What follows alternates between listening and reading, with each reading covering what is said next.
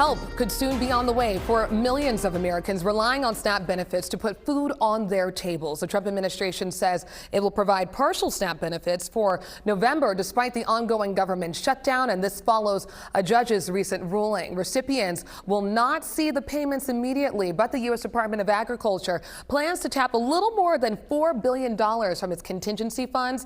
That would cover 50% of current allotments for eligible households. And the administration says the total monthly cost to fund SNAP is roughly $9 billion. And here in Georgia, lawmakers and community partners are desperately searching for ways to help families in need right now. And our Brian Unger visited Gooder Community Market today, where about 90% of the customers rely on SNAP. And Brian, I understand Senator Raphael Warnock was there today. He was. And Jobina, we've been reporting on this consistently for weeks now about these stores that provide subsidized or free groceries to folks, and they're wondering if they're going to have any federal assistance available to them at all. Well, today Senator Raphael Warnock visited one of those stores called Gooder Community Market in Atlanta today. We caught up.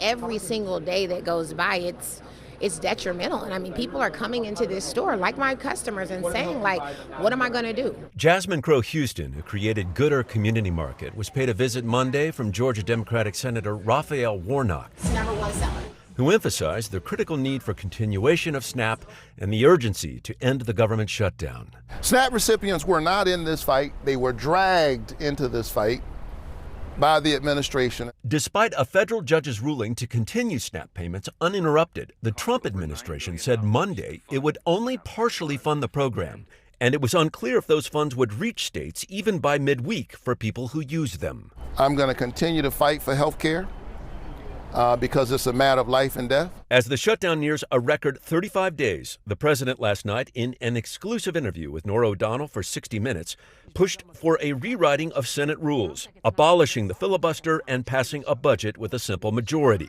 a move known as the nuclear option. You're saying the Democrats will capitulate? I think they have to. And if they don't vote, that's their problem. Now, I happen to agree with something else. I think we should do the nuclear option. This is a totally different nuclear, by the way. It's called ending the filibuster. What is the consequence of this nuclear option that the president is advocating and Marjorie Taylor Greene supports as well? Who even discusses going nuclear before having a negotiation? The fact that this is even raised would suggest to you that we've been having a conversation, and in the midst of that conversation, we've reached an impasse. We haven't even had a conversation. Meanwhile, Democratic National Committee Vice Chair Jane Cleave, who was in Atlanta campaigning for candidates in Tuesday's Public Utilities Commissioner's race, says pain is being felt by all citizens. There's real pain being inflicted on citizens, whether you're a working class or a middle class family right now. The cutting off of over 40 million individuals from having access to basic food that they need to feed their kids and families is unconscionable. It's just a fear. While it's unclear how much of SNAP will be restored and when, food insecurity in the Atlanta metro may be approaching an inflection point. As I say every Sunday morning, the doors of the church are open. I'm ready to talk when they're ready to talk.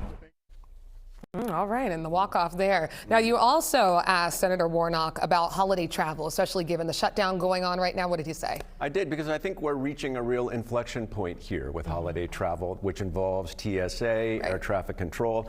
I said to the senator, are you concerned about this at all? Because we have the world's busiest airport here. And he said, quote, I am very worried about it. And then he turned and he left.